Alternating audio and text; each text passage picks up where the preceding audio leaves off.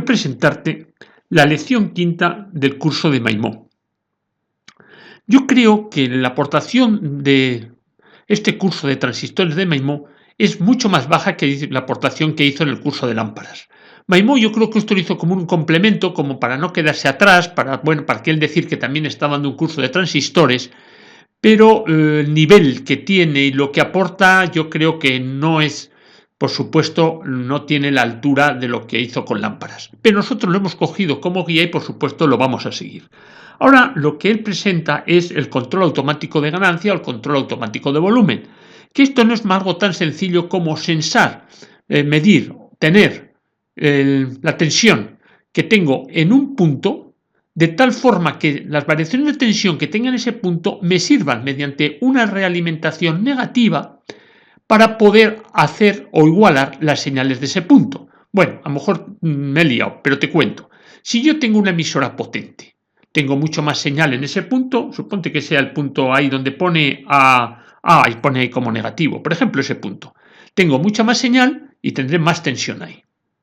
Entonces, si esa más tensión lo que hago es meterlo a una etapa amplificadora de alta frecuencia, pero en realimentación negativa, haré que amplifique menos de tal forma que la tensión que tenga ahí sea inferior.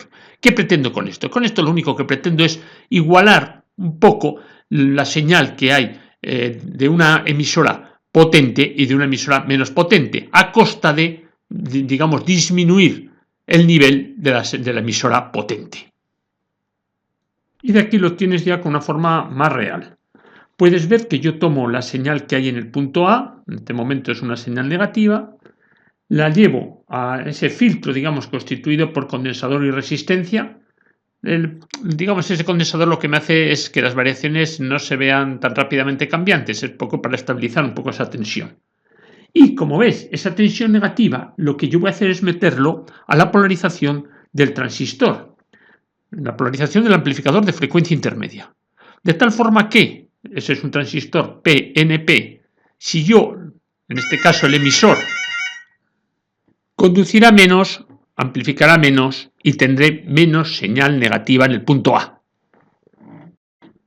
Mira, otro montaje, pero este es un montaje en el cual estoy de alguna forma controlando la ganancia, pero variando la tensión de polarización de la base. Puedes ver ese primer transistor, que yo lo que hago es llevarle la tensión, en este caso he cambiado el diodo de detección de sentido, él tiene ahí un positivo y lo mete a la base. Ese es un transistor PNP, la base la hago un poco más positiva, conduce un poco menos y ya toda la etapa, digamos, voy a tener menos señal. Entonces veo a costa de una señal muy alta, lo que hago es realimentarlo de forma negativa y así ya igualo o intento igualar con señales menos potentes, con señales más pequeñas. Esto es lo mismo, pero en vez de, digamos, regular sobre un transistor amplificador de frecuencia intermedia, actúa sobre dos. Ves que esa señal que saco del punto A, lo llevo a los dos transistores amplificadores de frecuencia intermedia.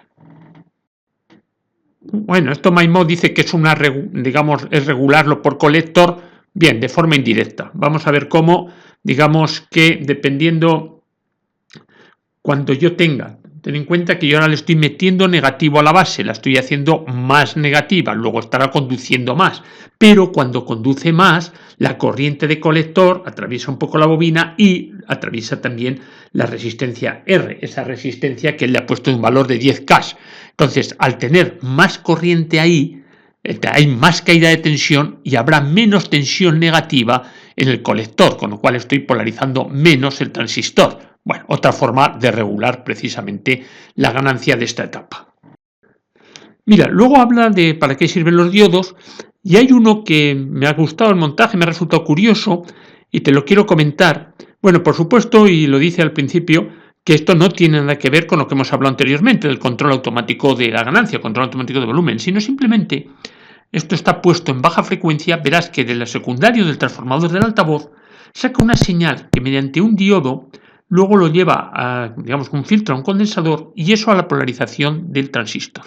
De tal forma que lo que aquí pretende es que cuando tengo señales, incluso cuanto más altas mejor, en cuanto que yo voy a poner y voy a favorecer la polarización negativa de ese transistor de salida. Es un PNP y le voy a dar más polarización negativa. Yo lo que no entiendo es por qué tiene que hacer todo ese árbol de Navidad, porque si lo que quiere tener es más chicha, pues lo que podría haberlo polarizado más negativo desde el principio, sin necesidad de poner todo eso. Si quiere tener más chicha en el momento que tiene señales más altas, bueno, pues sí, pues las oirá todavía un poco más altas. O sea que no sé exactamente para qué ha querido poner este montaje ni qué pretendía con ello. Sí me gustaría si alguien lo ha visto en la realidad. Yo la verdad que en la realidad este tipo de montaje yo no lo he visto.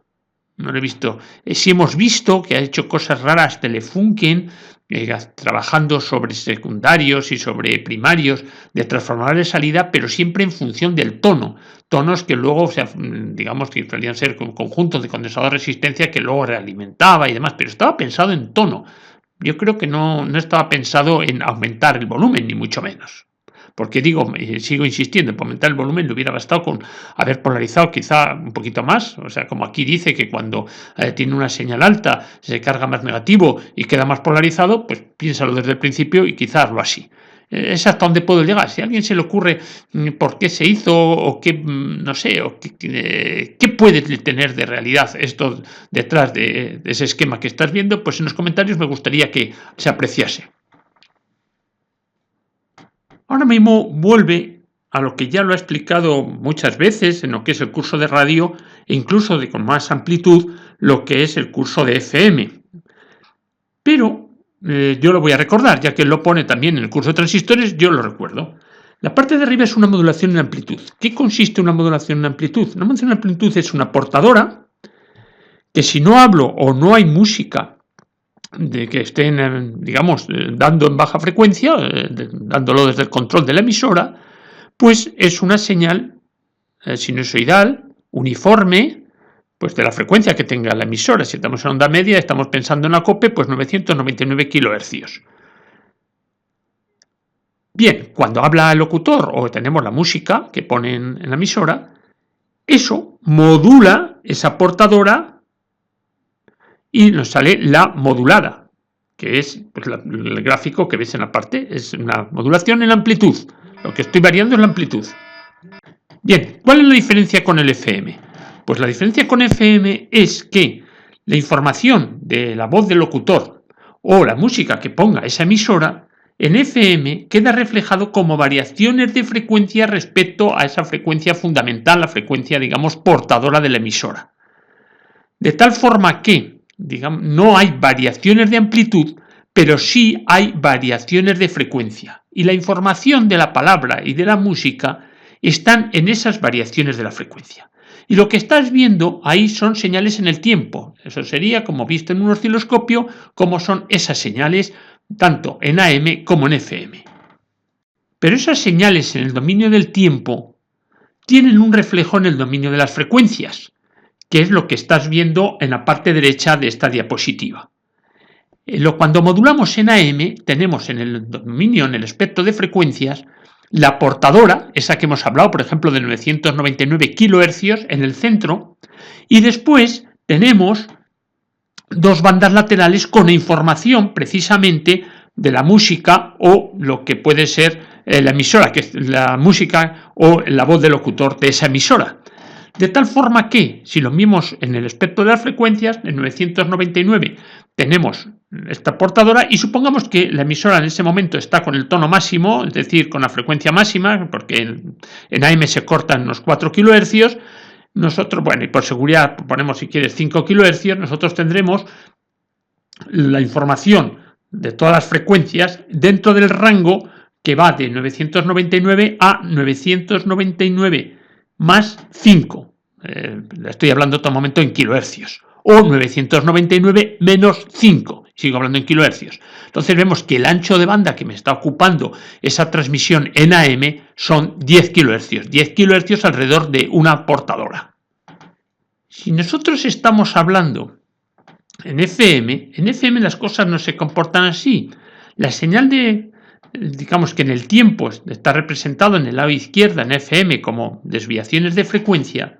Si eso nosotros lo llevamos al dominio de las frecuencias, vemos que el espectro es muy amplio, muy amplio. Lo que pasa es que llega un momento que, digamos, la potencia que va en algunas frecuencias ya alejadas de la frecuencia portadora son poco significativos y se cortan. Entonces vamos a suponer que nosotros cortamos el espectro en más 100 kHz y menos 100 kHz de la portadora de FM, con lo cual el ancho de banda, podemos decir, que ocupa un canal, una emisora de FM serán 200 kHz. Aunque bien digo que, que es con seguridad, es decir, porque lo que verdaderamente ocupa es más o menos 75 y 75, es decir, estaríamos hablando de que el ancho de banda son 150 más una seguridad son 200 kHz. Y aquí es donde Maimó comete un error que quiero comentártelo. Maimó hace una comparación de AM respecto al FM y AM indica primero lo que acontece. AM es muy fácil de detectar, hemos visto cómo un diodo lo detecta perfectamente, ya si le ponemos un transistor de amplificador tenemos mucho más volumen y si no tendríamos pues la clásica galena, o sea, una bobina, un condensador y un diodo y un auricular, ya estamos escuchando la AM. Desventajas, por supuesto, son las interferencias y las vivimos todos los días. Las interferencias que muchas veces son producidas por fuentes de conmutadas, por anuncios de neón, por mil cosas, o sea, fenómenos atmosféricos, todo eso afecta, digamos, a lo que es la amplitud de esa onda portadora, de tal forma que ahí le metes pureos y estropea la información de la palabra o la música que está transmitiendo. El FM sabemos que primero, si es un detector que de fase, le pondríamos un limitador de tal forma que la señal que le llega, digamos, de amplitud es constante. Con ese limitador quito todos los picos que pueden acontecer. O bueno, si tuviese incluso, no tuviese limitador y tuviese un detector de relación, pues también quedarían absorbidos, quedarían esos picos que de alguna forma me están perturbando la portadora de FM, no se manifestarán después en lo que es la audición. Pero nosotros hemos dicho que en AM el espectro de frecuencias ocupa 10 kHz, Maimó dice, bueno, es que puedo transmitir hasta 5 kHz, ya digo que cortan a 4, pero bueno, supongamos, nos lo creemos lo que dice Maimó, ¿no? O sea, la máxima frecuencia que puedo transmitir son 5 kHz, el resto ya quedaría cortado. Dice, pero en cambio en FM dice, yo tengo variaciones de 200 kHz. Luego, bueno, como son duplicada la banda, tengo variaciones de 100 kHz. Luego da la sensación, dice que puedo llegar a 100 kHz.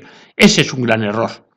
Es un gran error lo que ha cometido ahí. Él está asociando a como si fuese una modulación en AM, donde sí que hay una correspondencia entre la frecuencia máxima de la música o la palabra para lo que es el espectro de las frecuencias, pero no ocurre lo mismo en FM. En FM ya con variaciones de 15 kHz, es decir, cuando yo llegue a 15 kHz, ya corta, de tal forma que esas variaciones que tenemos de 15 kHz, pero que estoy hablando de la baja frecuencia, se manifiestan después en variaciones de frecuencia portadora de un máximo de 75 kHz.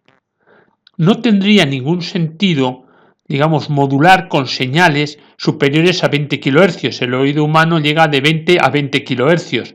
¿Para qué voy a modular con más frecuencia, ¿no? Entonces, si yo me quedo, ahí ya pongo un límite, me quedo en 15 kHz, esas variaciones de baja frecuencia de 15 kHz producidas por la música, sobre todo, no por la voz del locutor, pero sí por la música, se ven reflejadas en el espectro de la frecuencia y en la modulación FM con variaciones de frecuencia, digamos, de más o menos 75 kHz.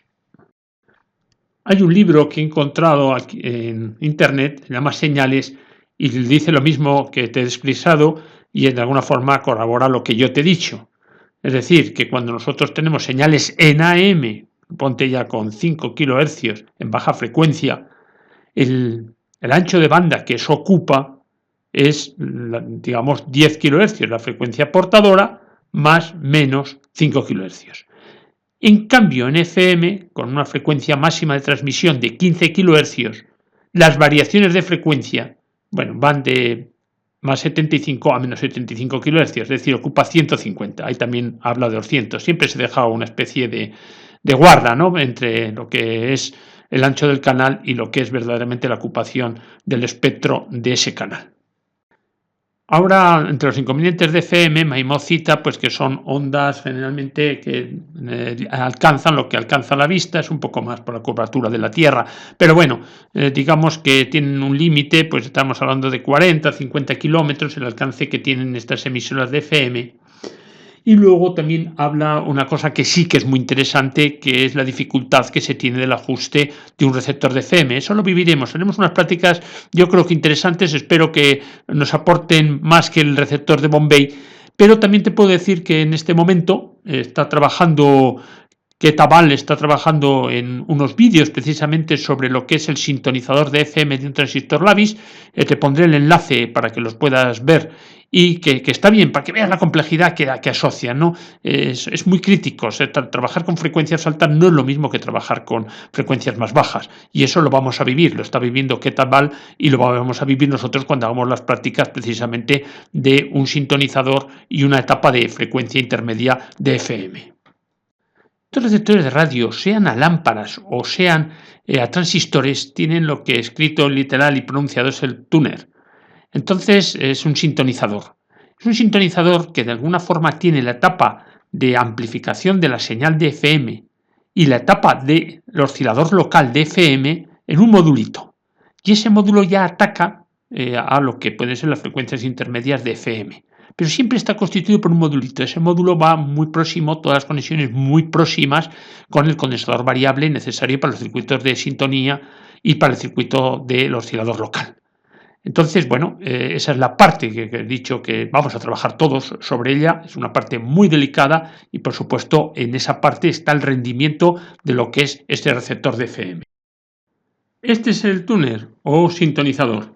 Como puedes ver, en la parte izquierda está la antena, ese dipolo que suelen tener los receptores de FM.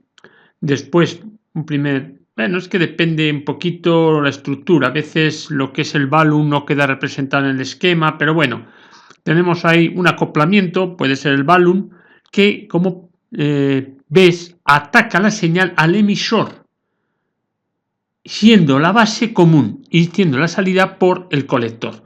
Eso es una estructura de un amplificador de radiofrecuencia que va a meter la señal amplificada a un circuito sintonizado que está constituido lógicamente por bobina y condensador y unos condensadores de ajuste. La salida de ese circuito sintonizado entra nuevamente al emisor de un transistor. Este transistor es, digamos, el transistor de sintonía, transistor de oscilador local y transistor que de alguna forma hace electrodinaje, hace la mezcla.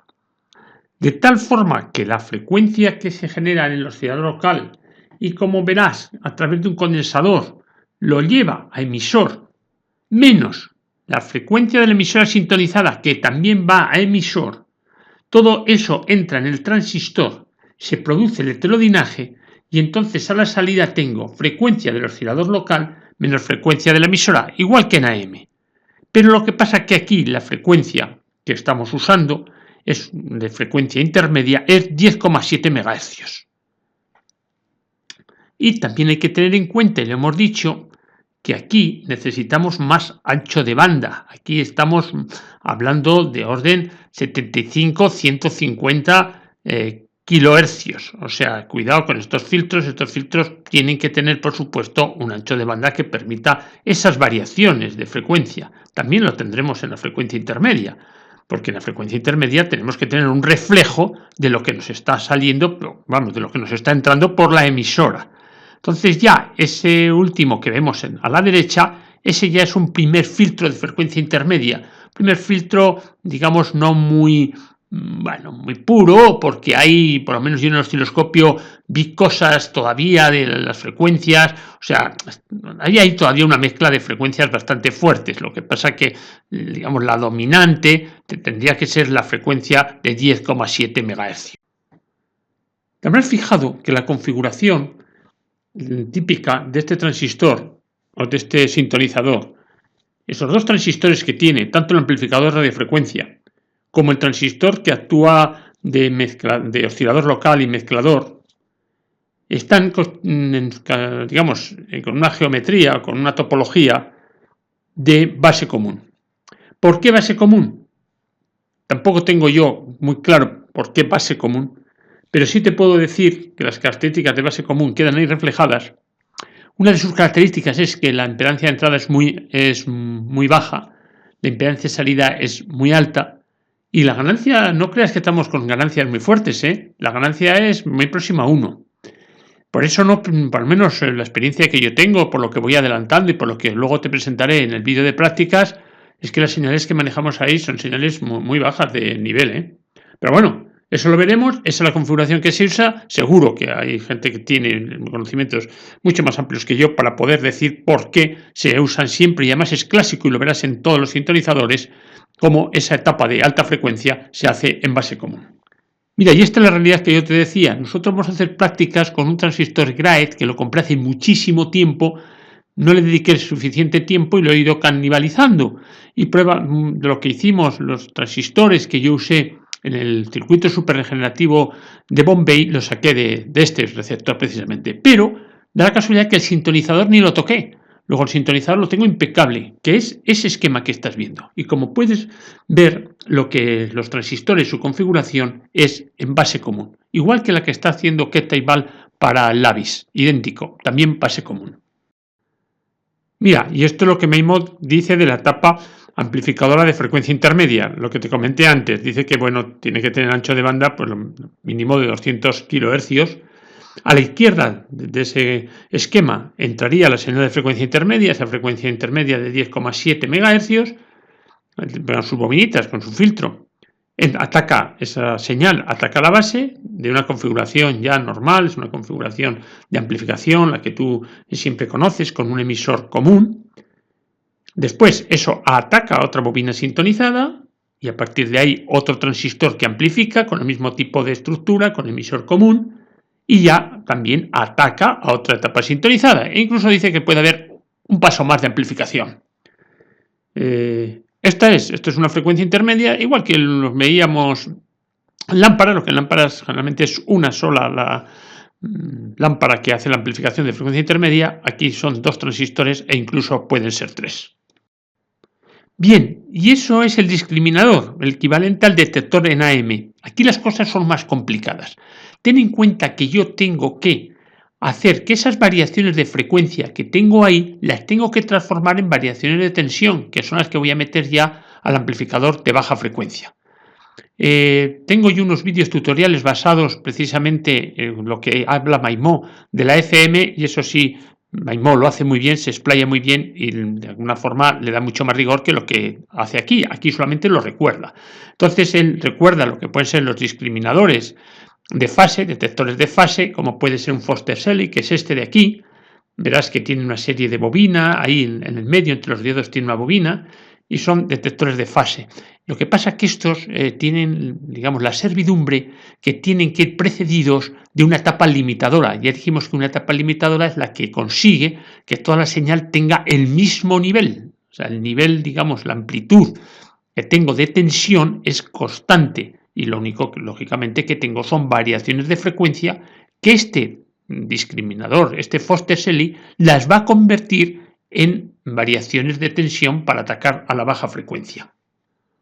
Otro tipo de discriminador, lo dije antes, era el de relación. Ese es el pequeñito esquema en la parte superior que pone Bombay como esquema genérico de lo que es un detector de relación para FM. Como verás, ahí no hay esa bobina, es distinto, los diodos no tienen en medio esa bobina.